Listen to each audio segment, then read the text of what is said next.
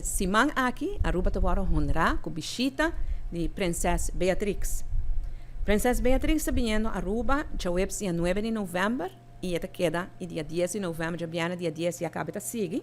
Está vindo uma invitação de Dutch Caribbean Nature Alliance, DCNA. DCNA vai junto com a Princesa Beatrix em diferentes islas do Caribe, e já mais internet de Aruba, e tem uma agenda. Esta vai visitar Telefone para a Juventude, esta vai visitar um speeltuin, essa é a sua própria iniciativa, e que vai com essa aqui na Tabai, e já viene, tem um congresso de DCNA na Universidade Caminha com ele também. A visita de Princesa Beatrix, lo nota maneira, é visita oficial de Rei Willem Alexander, Reina Máxima e Princesa Amália e Anya aqui.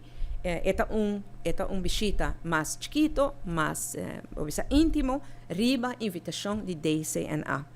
Nós honramos com a visita aqui na de Princesa Beatrix e, claro, nós lutamos para saludar também, em nome do inteiro povo de Aruba.